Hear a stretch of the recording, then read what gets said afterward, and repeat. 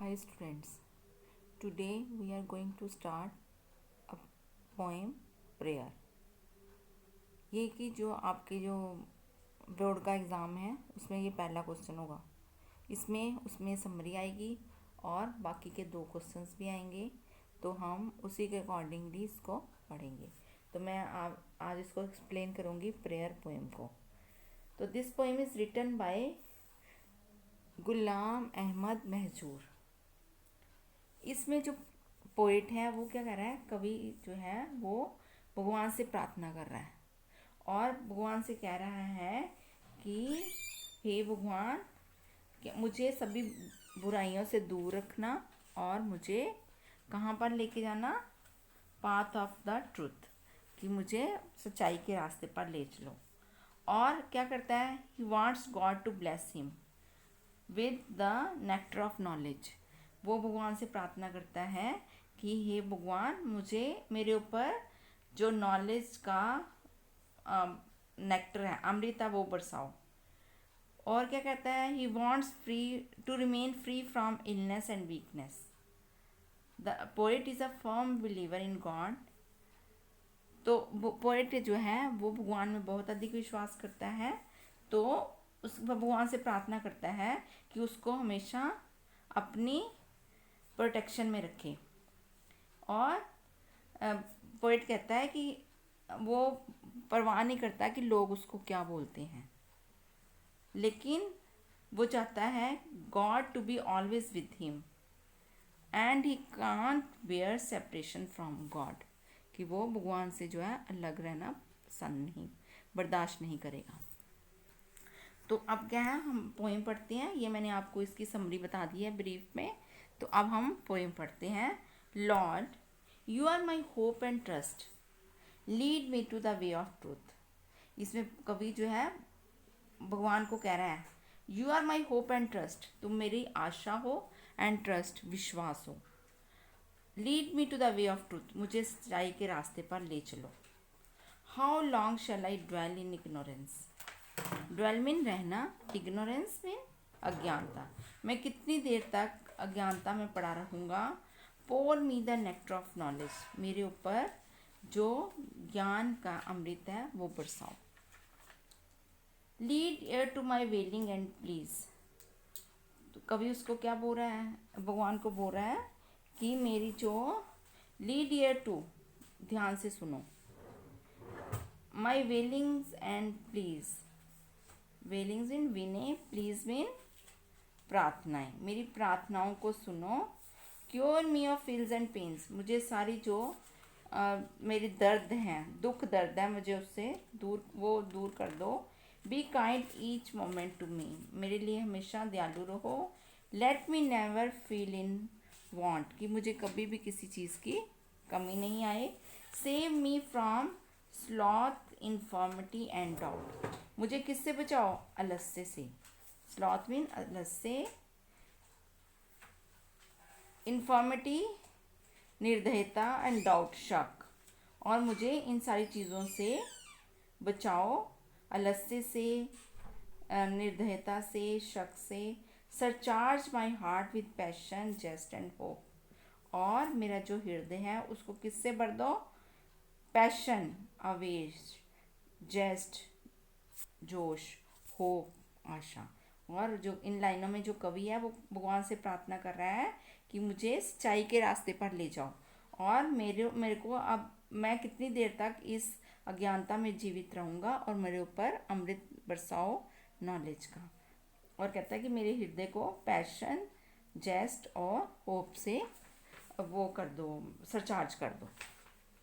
Now next paragraph stanza is, let me not ever chant the sleeping inducing tales, let me sing the song which infuse life into the dead. तो इसमें कवि कह रहा है, let me not chant, chant mean कहता है गाना, उच्चारण करना। The sleep inducing tale, sleep inducing tales क्या है, कि जिससे सुनने से नींद आ जाए। इसमें कवि कह रहा है कि ये भगवान, मैं ऐसे गीत नहीं गाऊं जिससे कि सुनने से नींद आ जाए। Let me sing the song which infuse life into the dead, कहता है कि मैं ऐसे गीत गाऊं इन्फ्यूज बिन भर दे, जो कि मृतक बंदे में जान भर दे, मैं इस प्रकार के गीत गाऊं।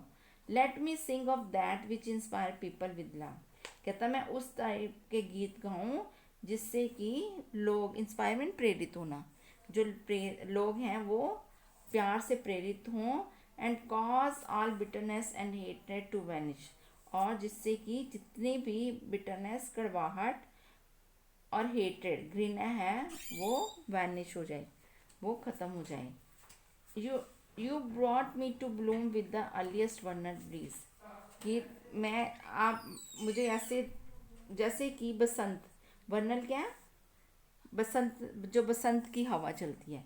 तो कवि कह रहा है कि मैं, जो बसंत की हवा है उसके उसके समान मेरे में ताजगी भर दो, और मैं उससे मुस्कुराऊँ, उसकी तरह खिलूँ जैसे कि बसंत में फूल खिलते हैं। Let not the burning heat of summer wither me grey, और ऐसा ना हो कि जो बर्निंग हीट है वो किसकी, समर की, वो मुझे मुरझाकर, मेरे को, मैं मुरझा जाऊँ उससे, और जो मेरा रंग है वो निराशापूर्ण हो जाए, अर्थात ग्रे हो जाए। और वह कहता है, कवि कहता है कि वो चाहता है कि जो पीड़ाजनक बात है उसके हृदय में कभी भी ना आए, और जो उससे कि उसके जो हृदय का जोश है वो ठंडा हो जाए। Like dew how long shall I wait for the first flash of sun, awaken me with the flowers in the first stroke of the dawn. कवि कहता है कि ड्यू क्या है, ओस, फ्लैश क्या है, चमक, तो स्ट्रोक क्या है, चोट, डॉन क्या है, प्रभात। तो कवि कहता है कि वह अपनी अपनी तुलना किससे करता है, ओस से करता है। तो वो कवि कह रहा है कि ओस की तरह वो घास पे पड़ा ना रहे जब तक कि सूर्य की पहली किरण नहीं आ जाती और उसे ऊपर उठने की जो शक्ति प्रदान नहीं कर देती। और कवि कहता है कि उसे, भगवान उसे शक्ति प्रदान करे, और वह ओस की भांति जैसे वो पड़ा हुआ है, और जैसे ही प्रभात की पहली आहट हो, फूल जो है जाग उठते हैं, वो चाहता है वह भी उन फूलों की तरह जाग उठे। In form I am a man, in substance far from humanity. तो कहता है कि आकार में, इन फॉर्म आकार में, आई एम ए मैन, मैं क्या मनुष्य हूँ, but in substance far from humanity, लेकिन जो सब्सटेंस क्या है, वास्तविकता है, ह्यूमैनिटी मानवता है, वो उससे बहुत दूर है। Subject me not to try shame not my human form. तो कवि कहता है कि, कवि कहता है कि मुझे, जो मेरे में जो मानवता है वो बहुत दूर है। तो वो कहता है कि हे भगवान, आप मेरी परीक्षा मत लो। और वह चाहता है कि जो ईश्वर है उसकी आदमी वाली शक्ल को लज्जित ना करे, और वह चाहता है कि ईश्वर उसके आदमी वाले ढांचे में मानवता को भर दे, और वह जिससे कि वो सच्चा मनुष्य बन सके। For second my man by man I, and so they call me महजूर, people may desert me thus but you don't abandon me Lord. तो कवि कहता है कि वो अपने आप में अकेला महसूस करता है, क्योंकि दूसरे लोगों ने उसको त्याग दिया है, इसलिए वो उसे क्या बोलते हैं, महजूर बोलते हैं, जिसका अर्थ हुआ छोड़ा हुआ। और कवि कहता है कि मुझे कोई परवाह नहीं अगर मुझे लोग छोड़ देते हैं, लेकिन मैं भगवान से यही प्रार्थना करता हूँ कि वह उसे ना छोड़े जब भी लोगों ने उसको छोड़ दिया है, और वह चाहता है कि भगवान हमेशा उसको अपना प्यार दें और अपने साथ उसको रखें। और अब हम जो है क्वेश्चन डिस्कस करेंगे। इसमें क्या है, पहला क्वेश्चन है, which does the poet implore his Lord to lead him to. भगवान उससे अपने ईश्वर, पोएट जो है ईश्वर से क्या बोलता है कि उसको कौन से रास्ते में ले जाए, द पाथ ऑफ ट्रूथ, सच्चाई के रास्ते पे।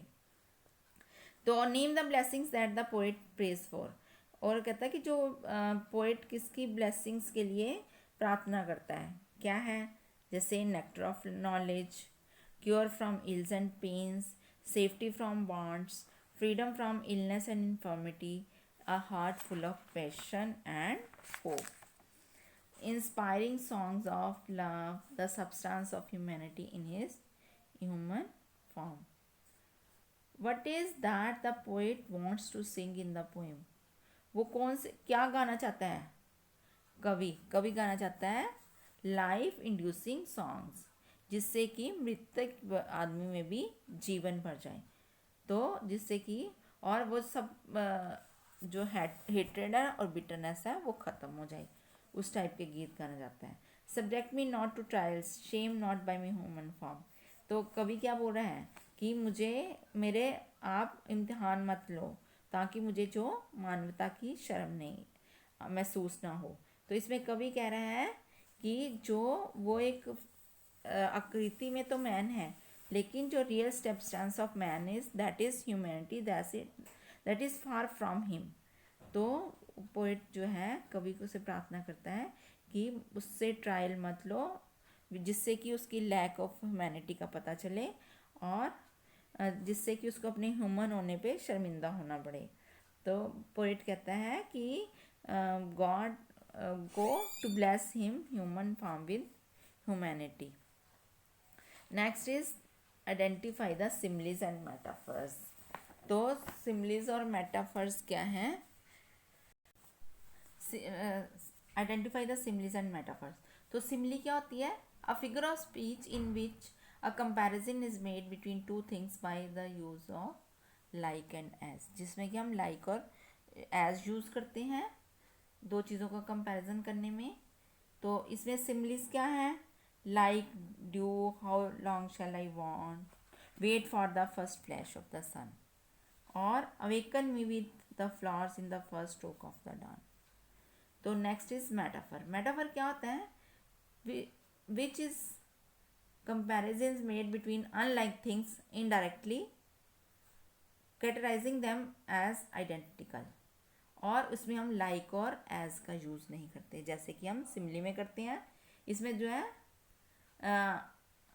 टू जो है आइडेंटिकल चीज़ें होती हैं जिनको हम कि एक जैसा समझते हैं, और हम इसमें जैसे कि सिमिली में यूज़ करते हैं, लाइक और एज इसमें नहीं करते। तो इसमें क्या है, क्या कौन से मेटाफर यूज़ हुए हैं? Dwell in ignorance, nectar of knowledge, the way of truth. Okay, तो let's do glossary. Dwell, dwell mean क्या होता है? रहना। मैंने पहले भी आपको साथ साथ में बता दिए हैं, फिर से करवा देती हूँ एक बार। Well, to cry because of pain और सैडनेस, दर्द से चिल्लाना। Plea, an urgent and emotional request, प्रार्थना। स्लॉथ, आलस्य।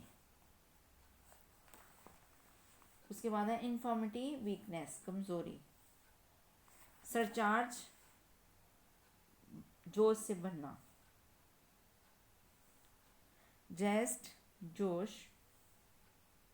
चैंट, अलापना। इन्फ्यूज, भरना। वर्नल, जो कि स्प्रिंग में होने वाला। विदर, मुरझाना। Trial, tough test. फॉरसेकन, छोड़ा हुआ। डेजर्ट भी छोड़ा हुआ।